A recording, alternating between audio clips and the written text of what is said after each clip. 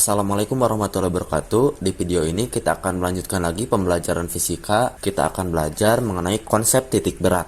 Nah, perhatikan di sini, sebelum kita memahami apa yang dimaksud dengan titik berat, kita ingat lagi pada materi ini kita akan berfokus pada suatu benda yang kita sebut sebagai benda tegar. Ingat kembali, karakteristik dari benda tegar itu tersusun dari partikel. Setiap benda pasti memiliki massa, dan jika benda tersebut berada di dalam medan gravitasi, maka benda tersebut pasti memiliki berat. Nah, termasuk benda tegar ini. Nah, benda tegar juga pasti memiliki yang namanya berat. Nah, berat benda tegar itu sebetulnya merupakan gabungan dari berat masing-masing partikelnya. Jadi, setiap partikel mempunyai berat tertentu. Ingat lagi ya, berat itu merupakan salah satu jenis gaya yang kita simbolkan dengan huruf W. Nah, pada saat SMP sudah dipelajari bahwa gaya berat itu bisa ditentukan dengan cara W sama dengan M dikali G. W itu gaya berat, M itu massa benda, dan G itu percepatan gravitasi.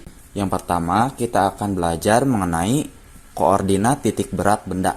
Sebelum itu kita ambil salah satu contoh bendanya, kita anggap sebuah kotak pejal, kita tinjau pada salah satu sisinya. Maka kita seakan-akan melihat sebuah persegi. Nah, ingat lagi, benda yang kita tinjau itu adalah benda tegar. Ingat lagi bahwa partikel yang menyusun benda tegar itu jumlahnya banyak. Dan kita ambil contohnya seperti ini. Jadi kita ambil dua buah partikel saja. Ingat lagi, setiap partikel memiliki beratnya masing-masing. Partikel pertama memiliki berat sebesar W1. Sedangkan partikel kedua memiliki berat sebesar W2. Nah, kedua partikel ini memiliki posisinya masing-masing. Nah, kita akan lihat posisinya seperti apa. Sebelum kita melihat posisi partikelnya seperti apa, kita buat dulu sebuah sumbu vertikal dan sebuah sumbu horizontal. Jadi, sumbu Y ini kita sebut sebagai sumbu vertikal dan sumbu X kita sebut sebagai sumbu horizontal. Sedangkan di bagian ini kita sebut sebagai titik asal. Ingat lagi, setiap partikel itu memiliki posisi. Posisi partikel pertama berbeda dengan posisi partikel kedua. Posisi partikel pertama dapat kita tulis X1, Y1, sedangkan posisi partikel kedua kita tulis X2, Y2. Nah, setiap partikel penyusun benda tegar yang berbentuk kotak ini terpusat pada satu titik yang kita sebut sebagai titik berat. Titik beratnya kita gambarkan di bagian pusatnya. Nah, jadi titik berat ini merupakan pusat dari keseluruhan berat partikelnya masing-masing. Sehingga jika tadi W1 itu berat untuk partikel pertama dan W2 itu berat untuk partikel kedua, maka berat untuk keseluruhan benda tegarnya kita simbolkan dengan W. Nah, jadi ini berat untuk benda tegarnya. Dan titik berat ini juga memiliki koordinat yang kita sebut koordinatnya X0, Y0. Nah, kita bandingkan posisi partikel pertama dengan posisi partikel kedua. Nah, sekarang kita bandingkan posisi partikel pertama, posisi partikel kedua, dan posisi titik beratnya. Untuk partikel pertama, posisi X1-nya seperti ini. Dan untuk partikel kedua, posisi X2-nya seperti ini. Nah, sudah jelas ya, terlihat bahwa posisi partikel kedua dalam arah horizontal atau dalam arah X-nya lebih besar daripada posisi partikel pertama dalam arah horizontal. Atau X2-nya lebih besar daripada X1. Begitupun untuk titik beratnya juga memiliki posisi terhadap horizontalnya. Seperti ini. Nah, tugasnya sekarang kita ingin mengetahui di manakah koordinat titik berat suatu benda yang disimbolkan dengan X0, Y0. Nah, kita lihat satu persatu X0-nya. Perhatikan caranya. Karena benda tegar ini tersusun dari banyak partikel, maka kita tulis sama dengan berat partikel pertama dikalikan X1 ditambah berat partikel kedua dikalikan X2 ditambah berat partikel ketiga dikali X3 dan seterusnya dibagi W1 atau berat partikel pertama ditambah berat partikel kedua ditambah berat partikel ketiga dan seterusnya. Kemudian ingat lagi, W itu adalah gaya berat. Gaya berat yang bisa ditentukan dengan cara W sama dengan M dikali G atau gaya berat sama dengan massa dikali percepatan gravitasi. Karena W sama dengan M dikali G, nah sekarang W1, W2, dan W3 kita ubah menjadi seperti ini. Perhatikan, X0 sama dengan W1-nya kita ubah jadi M1 dikali G, kemudian X1-nya kita tulis lagi. Nah, sekarang W1-nya sudah diubah ya jadi M1 dikali G. Ini diperoleh dari mana? Karena rumus W itu sama dengan M dikali G. Nah, kemudian ditambah W2-nya sekarang kita ubah jadi M2 dikali G dikali X2 ditambah M3 dikali G dikali X3 dan seterusnya dibagi M1 dikali G ditambah M2 dikali G ditambah M3 dikali G, dan seterusnya. Nah, perhatikan ini merupakan bentuk pecahan.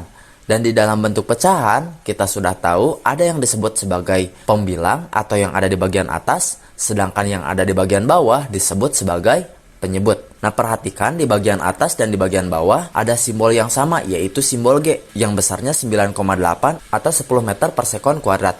Nah, kita coba eliminasi atau kita coba bagi sehingga kita peroleh seperti ini. Nah, singkatnya kita sudah menghilangkan variabel G-nya. Maka tersisa seperti ini. X0 sama dengan M1 dikali X1 ditambah M2 dikali X2 ditambah M3 dikali X3 dan seterusnya. Dibagi M1 ditambah M2 ditambah M3 dan seterusnya. Inilah cara untuk menentukan X0-nya, atau X0 itu adalah posisi titik berat terhadap sumbu horizontalnya. Selain X0, ternyata yang dicari juga Y0-nya, atau posisi titik berat terhadap arah vertikalnya. Sama dengan bentuknya sama seperti X0. Cukup kita ubah variabel X-nya jadi variabel Y. Maka kita peroleh seperti ini. M1 dikali Y1 ditambah M2 dikali Y2 ditambah M3 dikali Y3. Dan seterusnya. Dibagi M1 ditambah M2 ditambah M3 dan seterusnya. Maka kita peroleh X0 dan Y0-nya. Nah, sebelum kita bisa menentukan koordinat titik berat suatu benda, ada 3 aturan sebelum kita dapat menyelesaikan suatu persoalan terkait dengan titik berat benda. Yang pertama, sebuah benda berdasarkan dimensinya dibagi menjadi 3, yaitu benda 1 dimensi, benda 2 dimensi, dan benda 3 dimensi. Jika bendanya 1 dimensi, maka kita ubah variabel M-nya jadi variabel L, atau variabel massa diubah menjadi variabel panjang. Simpelnya, simbol yang M ini kita ubah dengan simbol L jika bendanya 1 dimensi atau terdiri dari 1 garis. Sedangkan jika bendanya 2 dimensi atau terdiri dari 2 garis yang orientasinya berbeda seperti vertikal dengan horizontal. Nah, jika bendanya 2 dimensi atau bendanya terdiri dari 2 jenis garis, yaitu vertikal dan horizontal, atau vertikal dengan diagonal, ataupun diagonal dengan horizontal, maka simbol atau besaran massanya kita ubah dengan besaran A atau besaran luas. Itu jika bendanya 2 dimensi. Sekarang jika bendanya 3 dimensi, maka simbol M-nya kita ubah jadi simbol volume. Untuk lebih jelasnya, kita langsung saja latihan soal. Untuk soal yang pertama, perhatikan. Soalnya seperti ini, perhatikan gambar berikut. Jadi gambarnya itu sebuah bidang. Yang ditanyakan adalah koordinat titik berat benda terhadap titik 0 adalah, pertama kita cari dulu pusatnya ada di mana. Kita membentuk 2 garis diagonal seperti ini, maka kita peroleh 1 titik pertemuan antara kedua diagonal tersebut. Nah, titik pertemuan itu kita sebut sebagai titik pusatnya. Sekarang kita tentukan koordinat titik pusatnya dulu dengan cara kita tarik garis seperti ini dan tarik garis juga seperti ini, maka kita peroleh ternyata koordinat pusatnya itu adalah 4. 4 ini diperoleh dari pertengahan antara 0 dan 8, yaitu 4. Dan pada sumbu Y koordinatnya itu 2.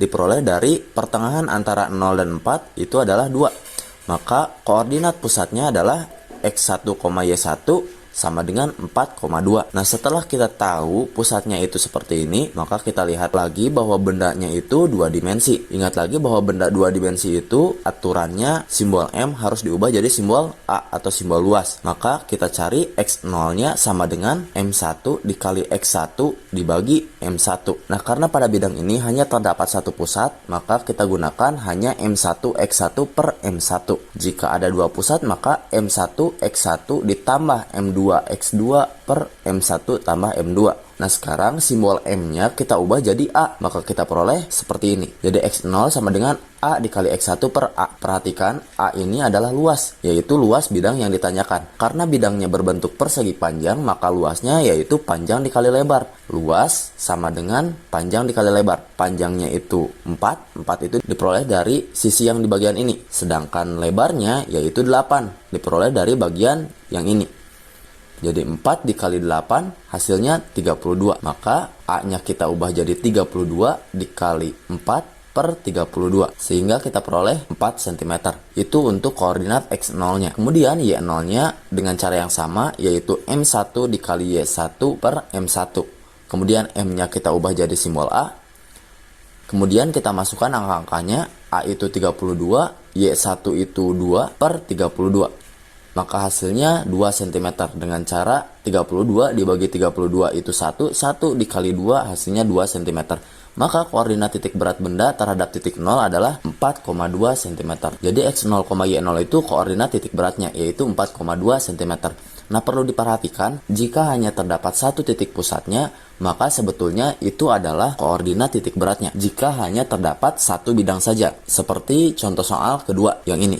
Nah, di sini kan hanya terdapat satu bidang. Maka ketika kita mencari pusat bidang tersebut, seperti ini, kita peroleh titik pusatnya itu pada sumbu X nilainya 2 diperoleh dari titik 0 ke titik 4, pertengahannya kan 2. Sedangkan pada sumbu Y-nya, pertengahan titik 0 ke titik 8 itu kan 4. Maka kita peroleh koordinat pusatnya yaitu 2,4. Nah, kan di sini hanya terdapat satu pusat, maka koordinat titik beratnya juga sebetulnya 2,4 juga. Nah, kita buktikan. Lihat kembali, ini merupakan bidang 2 dimensi. Maka simbol M kita ubah jadi simbol luas atau simbol A. Kemudian kita cari X0-nya sama dengan M1 dikali X1 per M1. M1-nya kita ubah jadi A, dan A-nya kita cari dulu, atau luasnya kita cari dulu. Karena ini persegi panjang, A-nya itu sama dengan panjang kali lebar. Panjangnya di bagian ini yaitu 8, dan lebarnya itu 4. Jadi 8 dikali 4, atau 4 kali 8 hasilnya 32. Maka kita masukkan A-nya 32 dikali X1-nya 2 per 32. Hasilnya yaitu 2 cm. Dengan cara 32 dibagi 32 itu 1 dikali 2 hasilnya 2 cm. Kemudian Y0-nya M1 dikali Y1 dibagi M1. M1-nya kita ubah jadi A. A-nya itu 32 dikalikan 4 per 32. Hasilnya 4 cm. Maka koordinat titik beratnya itu 2,4. Nah, perhatikan ya, antara koordinat titik berat dengan koordinat pusatnya itu sebetulnya sama kan? 2,4. Nah, jadi kesimpulannya, jika hanya terdapat satu bidang saja, maka itu sekaligus koordinat titik beratnya. Nah, perhatikan jika bentuk bidangnya seperti soal ketiga ini. Nah, jadikan bentuk bidangnya segitiga. Caranya juga sama. Kita tarik garis dulu, temukan pusatnya. Jika kita sudah peroleh titiknya, cari koordinat pusatnya. Dengan cara tarik garis searah dengan sumbu horizontal atau mendatar, dan tarik garis searah dengan sumbu vertikal. Kemudian kita cari koordinatnya ada di mana. Nah, perhatikan di X-nya dulu. X-nya itu kan pertengahannya. Nah, karena pertengahan antara 0 dan 4 itu adalah 2. Kemudian, titik di bagian ini, titik pusat segitiga. Ingat kembali materi matematikanya, kita bisa menentukan pusat segitiga itu adalah sepertiga dari tingginya. Ya, jadi sepertiga dari tingginya itu adalah pusat segitiga. Nah, tingginya berapa? Tingginya kan 6. Jadi 1/3 dikali 6. Hasilnya 2. Maka kita peroleh titik di bagian ini adalah 2. Maka pusatnya adalah 2,2. X-nya 2 dan Y-nya 2. Kemudian kita lihat dulu, bidangnya kan 2 dimensi. Maka benda 2 dimensi itu simbol M-nya diubah jadi A atau luas. Maka kita peroleh X0 sama dengan M1 dikali X1 per M1. M-nya diubah jadi A. Dan A-nya kita cari dulu. A itu luas segitiga. Luas segitiga itu kan setengah dikali alas dikali tinggi. Alasnya itu di bagian bawah kan. Nah, ini alasnya itu 4. Sedangkan tinggi segitiganya itu 6. Maka kita peroleh seperti ini. Setengah dikali 4 dikali 6. Dan hasilnya setengah dikali 4 kan 2. 2 dikali 6, 12. Maka kita peroleh seperti ini. Maka 12 dikali 2, 2 ini diperoleh dari mana? 2 ini X1-nya, itu 2 per 12. Maka hasilnya 2 diperoleh dari 12 dibagi 12 itu 1. 1 dikali 2 hasilnya 2 cm. Kemudian Y0-nya, Y0 itu berarti M1 dikali Y1 per M1. M1-nya kita ubah jadi A. Dan A-nya kita masukkan itu 12. 12 dikali 2, karena nilai Y1 itu 2 per 12. Maka hasilnya itu 2 juga. Maka koordinat titik beratnya itu 2,2 cm.